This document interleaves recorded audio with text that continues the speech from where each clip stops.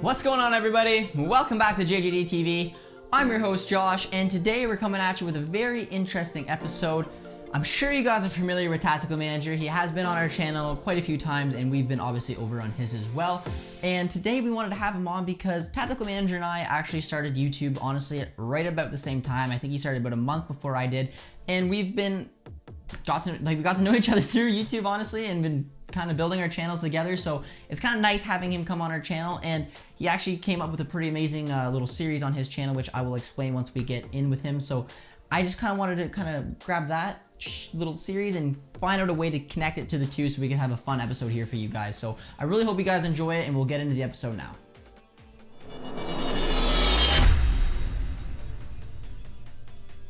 All right. Ladies and gentlemen, we are back with a interesting little episode here. Tactical Manager hasn't been on the channel for quite some time now, and that's honestly just unacceptable. So we thought we'd get him here, but we thought we'd get him here on a reason to really get you guys excited. And if you haven't noticed, he started a pretty successful little series on his channel called the US Men's National Team Players Abroad, where he talks about US Men's National Players all abroad. And it's an excellent series, and it's something that obviously is catching a lot of fire. So I thought we'd do a kind of cool little collaboration here, and obviously being a Borussia Dortmund channel and having a lot of US men's national team players in the Bundesliga, as well as, one here on Dortmund, it just made sense to get him in. So Tactical Manager, how you doing today?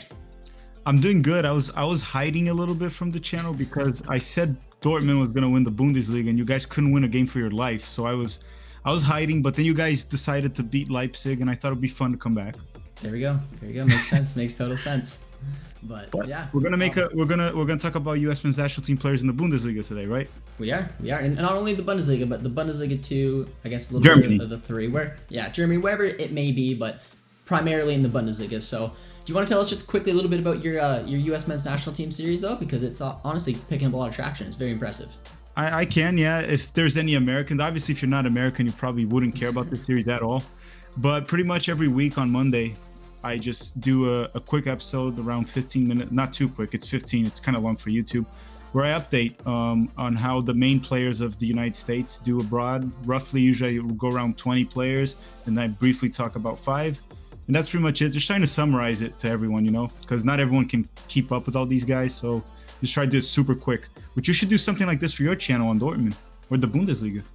I had some people tell me, to do that, but they also tell me to do a Canadian one, but I was like, maybe, I don't know, I'll have to think about it. Do it. There's a couple players out there.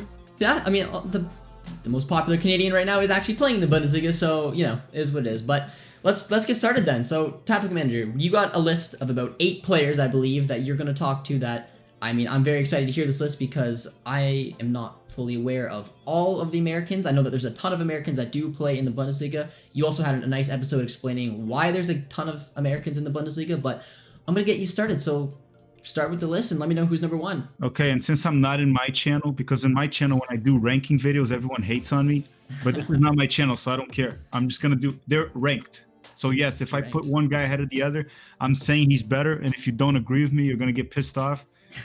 Comment down below, I guess. We'll see. So I'm going to start number 8, Josh. All right, let's see it. So I put Taylor Booth. Taylor Booth, that currently plays for Bayern 2, but you could say Bayern Munich.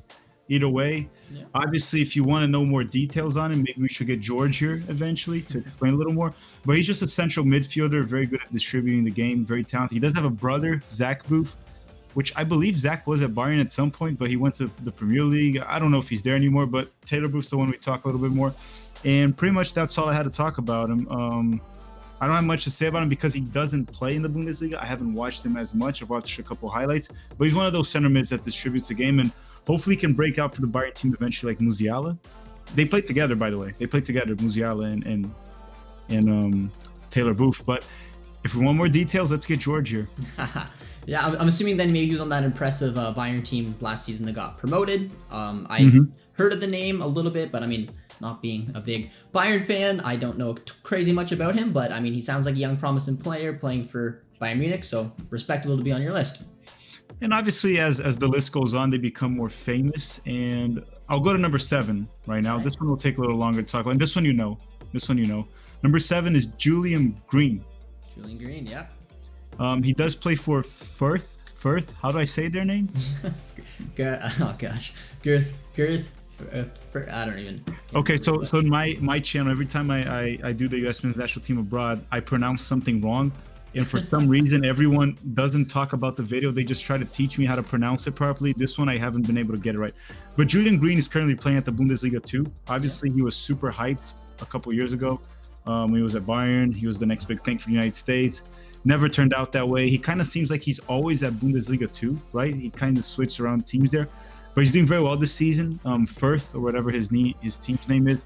The last time I checked, which I did for the series, they were in 4th place. So they're fighting for a spot in the Bundesliga. And hopefully they do get back. And he's one of the big reasons. He's probably their best player so far this season, leading in assists. He's their penalty kick taker. He's at age 25, hitting his prime. I don't think he'll ever live up to the hype he once had. But it'll be nice to see him back in the Bundesliga. And I would put him at number 7 right now, Julian Green.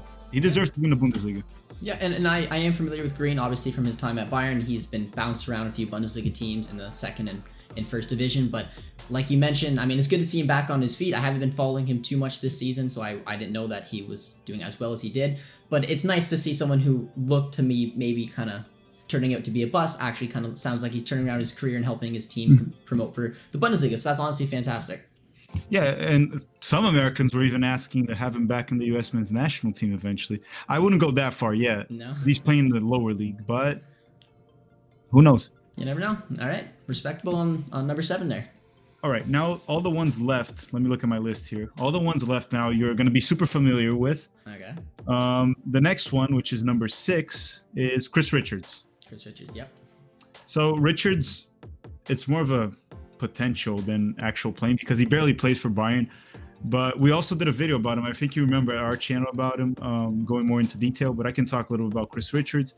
He's a very tall center back, a lot of pace. He's actually very good at his passing. He can play right back. And when he was scouted for Bayern, they scouted him as the next Boateng for them. He does kind of look like him running-wise, passing-wise. If he ever becomes the next Boateng, he'll be very good for the United States, very good for Bayern. But he hasn't been playing almost at all this season. He barely got any minutes. And when he got, he played a little bit right back. He even did well as a right back. But that's, again, another player that if you want to get him hyped up in the channel, you bring George.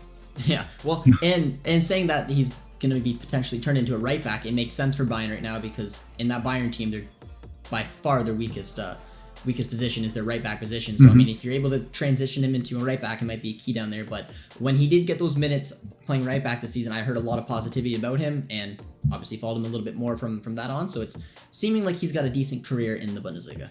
But what I'm wondering there is if Flick is maybe putting him as a right back because, you know, sometimes you put a center back as a right back in the beginning of their career to adjust the game speed. It's less, if they lose the ball there on that side, it's less dangerous than at the central position. So I wonder if he put him as a right back with the intention of him just getting minutes and maybe at the center back position, playing at the center back eventually. But he did do well. He got an assist even when he played as a right back because he is a skilled defender and he's very big and got a lot of pace too. But yeah. I think that's enough for Chris Richards. He's not that important. The most important player is the number 1 player. Yeah, exactly. I just spoiled. Okay, no, actually this one right now. This is number 5. It's number 5. And this guy actually was a little higher in my list. I just changed it recently. I wonder why. Guess who it is? He just had a big performance this weekend. I'm assuming it's Matthew Hope. Yep. Nailed it. Okay, and you're saying, you even telling me earlier that people called him Matthew Hoppy. Yeah, that's how the people on the Bundesliga channel were pronouncing it, but Tactical Manager does not agree. Yeah, I mean, if it is Matthew Hoppy, good for him. I'm not going to call him that. I refuse to call him that. That's like, I don't even want to talk about that. So he had a hat trick this weekend for Schalke. Schalke hadn't won a game this season yet, and it was 15 matches in. 30 matches that they hadn't won a game in a row. And he got a hat trick. They won 4-0 versus Hoffenheim, which has been struggling this season, surprisingly, in the Bundesliga. Yeah. But he got a hat trick in none of the goals. Did you see the goals? Yeah, I watched all 3, man. Like the way that no kid tap-ins took all 3 was ridiculous. Like that is how a striker. That's how you score a hat trick. And he's the first American player to ever score a hat trick in the Bundesliga. Also very, very impressive. I think it was also the fastest hat trick. The fastest hat trick in someone's. I saw that somewhere. I don't get too attached to those stats because they don't matter. But what would impress me was all the goals he scored and he's playing for a crap team. So it's hard to be a center forward in a crap team. And all his goals were not tap-ins. They were all legitimate finishes. Now, the only thing, he could move up on this list because some of the players, one of the players I'm going to mention, I don't even like him that much.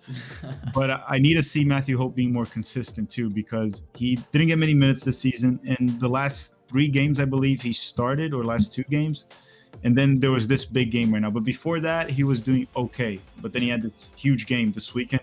That's why I put Matthew Hope on 5th. I had him behind Richards, Green, but I had to change because the expectation's real, and Richards is not playing at all. Yeah, and honestly, with Schalke, they're gonna want to hold on to something. So seeing a performance like this, I can promise you he's gonna be starting night in, night out for the Schalke team going forward. So it's gonna, like you said, it's gonna be a real opportunity for him to actually take some of these chances and show that he can be a consistent goal scorer in the Bundesliga. And since Dortmund got in touch with you, you should tell them that his contract expires this summer. Oh, could we be those snaky guys? Get him free. Get him for free. Okay, all right. I'll have to call him up. You never know.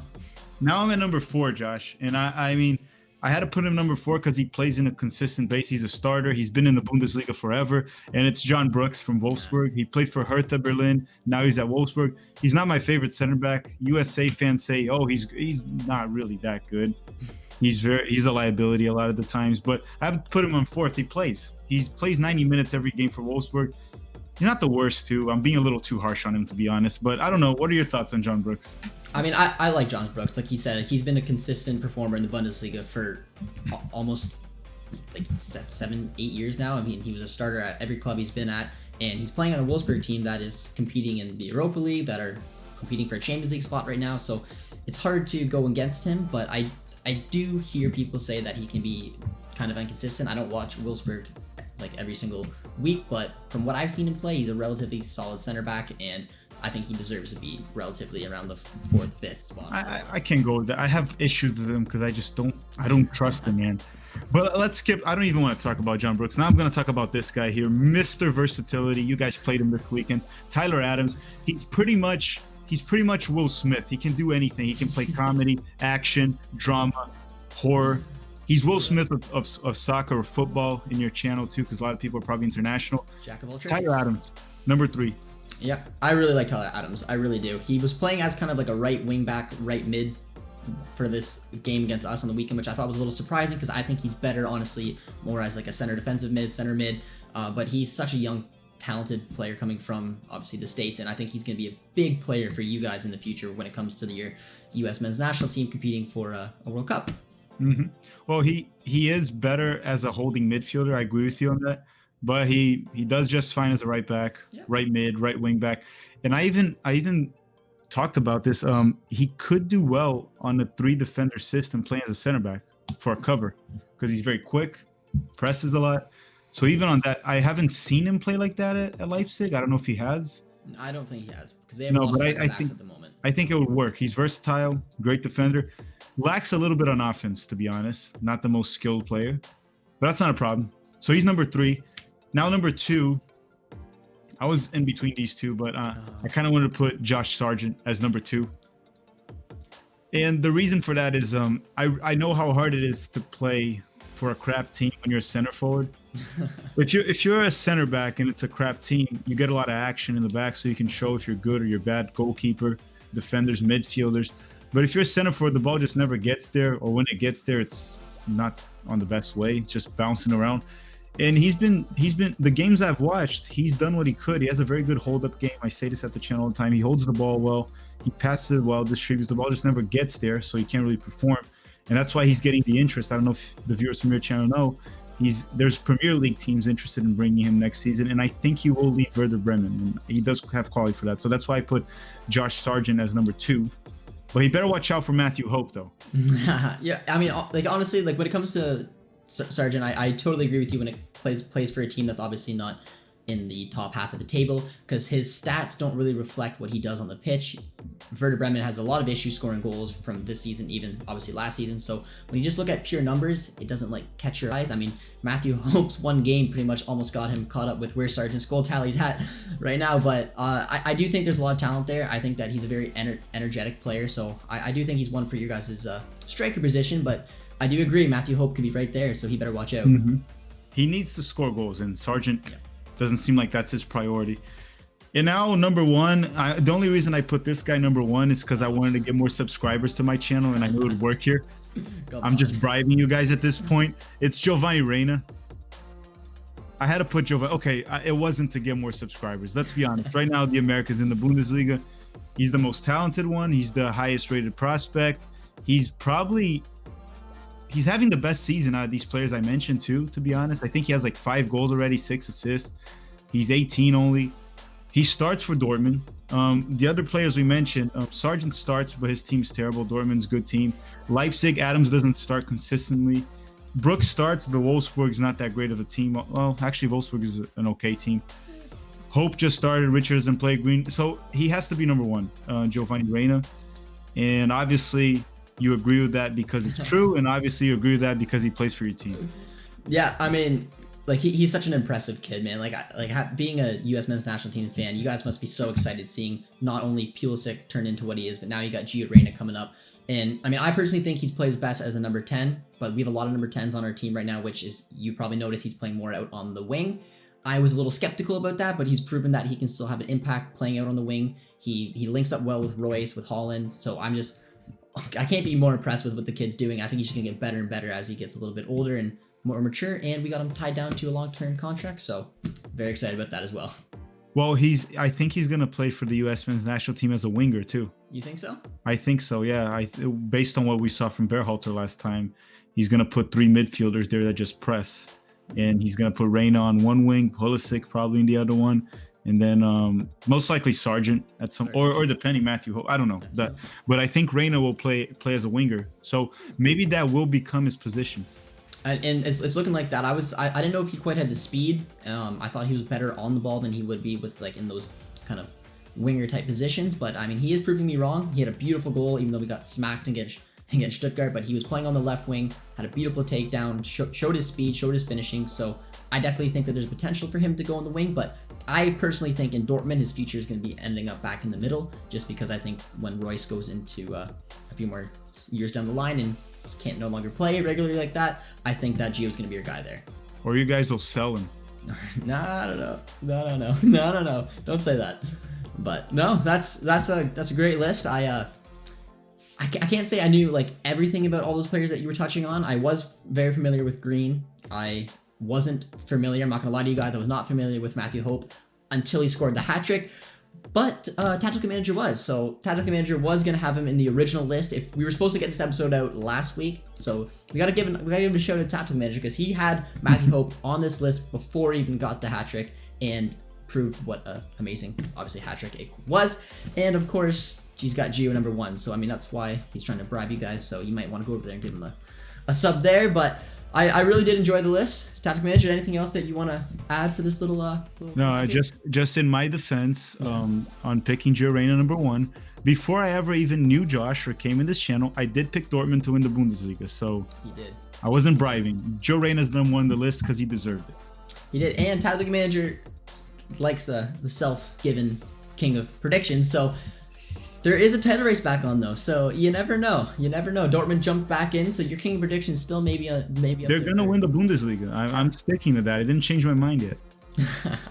All right, well, Tactical Manager, I really appreciate you coming back on the channel here, and I really enjoyed obviously talking about the U.S. men's national team because it's very impressive, and we will be having an upcoming episode on Tactical Manager's channel as well, so you guys should go over there and subscribe to him and check him out because I'm going to be going over there. And do you want to tell them what it is for our upcoming video? You want to? Yeah, we can tell them. It's no surprise. Yeah. Guys, so the United States might play Canada on the 23rd. And as I cover most of the United States and Josh is Canadian, we're going to do an episode comparing player by position, United States and Canada. Obviously, the United States will win. But, and also, yeah. I'm likely to do a watch along at the channel, and Josh is more than invited. He's been there several times already. Yeah, but I mean, this will be a cool one, man. Like, I mean, the U.S. versus Canada. I haven't seen them play each other in a long time. I assume it's probably not going to be a star-studded lineup, but it'll probably be a lot of the MLS players. But the Canadian team's looking the best it's ever have. So is the U.S. team. So it should be a good watch.